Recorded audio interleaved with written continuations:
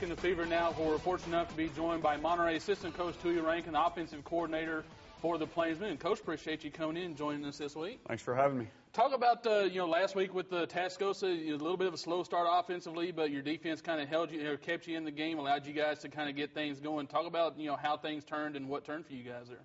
Well, our defense did do a great job of keeping us in the game. Offensively, we just had a hard time getting in a rhythm.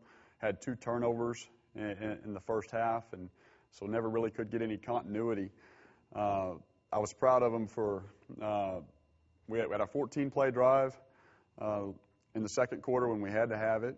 And then going into the fourth quarter, we had another 14-play drive for a touchdown. We only ran 6 total plays in the whole third quarter because we went 3 and out, had a really poor series to start the half. And then our defense got an interception, ran it back, so we kicked it down, and they had the ball almost the entire third quarter. We got it back at the end of the third quarter, ran 3 plays, and I guess then ran 11 more in the fourth quarter for the winning touchdown. So there were pauses. We just took a long time to get into a rhythm and have to do a better job of taking care of the football, and we also had some missed assignments, and so we take care of those things. I think that we'll be better in the future.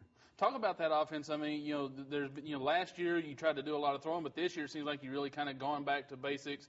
Quarterback Right. Sam Teague doing a great job running the option. I know for a lot of football traditionalists, watching that option Sure. offense at Monterey, they love seeing that. I think each year you have to adapt to your personnel, and our quarterback last year was a better thrower, and it was adequate running the option, but that wasn't his strength. And we also had some really quality receivers last year, so we had to adapt to our personnel. And I think you have to believe in your system, and you have to stick with it, but at the same time, you've got to adapt to your personnel. And Sam's strength is obviously running the option this year. I just think it's one of those years where we've got a chance to really establish our running game, although we do have to be more effective throwing the football. It just helps defenses, helps keep defenses off balance, which is very important for us as an offense. Now, you've got a big challenge this week with Odessa Permian coming in, the number 7 team in the state. You kind of got us, your basic offense, their basic defense up here on the board, running the veer. Tell us about what you're looking for, or what kind of things you might be able to hit or look for, against that defense that Permian's going to bring in here on Friday. Well, they run a 3-4 defense, and the reason it's called a 3-4 is you have these 3 down linemen: your tackle, your nose guard, and your other tackle. Those are considered 3 down linemen. Your 4 linebackers are outside linebacker here, your 2 inside linebackers, and your outside linebacker. And they've got 2 safeties up against us, probably within 7 yards of the ball to support the run, and your 2 corners out on the wideouts. The reason they call this this looks like a 5-2 because there's only 1 receiver out here. Right. If we widened this slot back, then he would move out. We widen him, then in most cases, he would move out. So now you can actually see why it's a 3-4. These are your 3 down linemen. These are linebackers that will move out according to formation.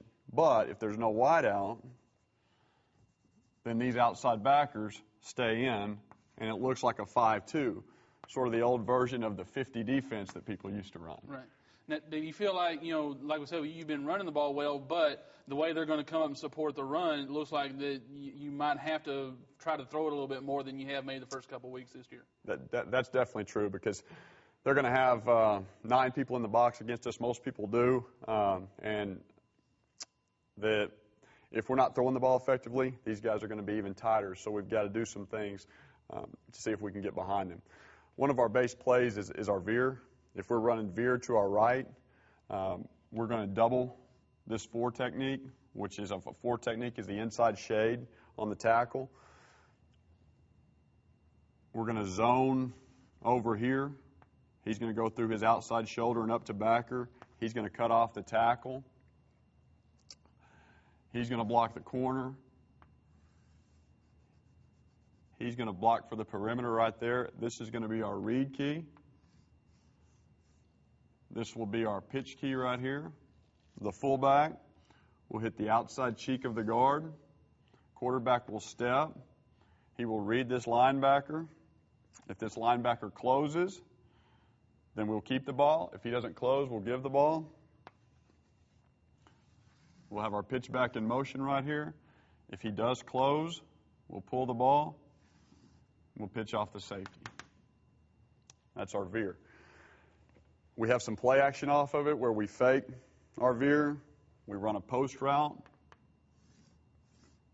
with the outside receiver, or we can run a post route on the backside in case these safeties are cheating up and they're not respecting our pass. It's a way to get behind them if they're committing too many people to the run. Well, it's obviously a very effective play. Sometimes when you're looking at it from up high, it looks like you just run into a jumble mess and pop out, but everything is done for a reason. Coach Rankin, we appreciate you coming in this week and give us a little lowdown. Thanks when for we having come back, I'll give you my picks on this week's games and get you ready for week 2 of the high school football action right here on the Feature.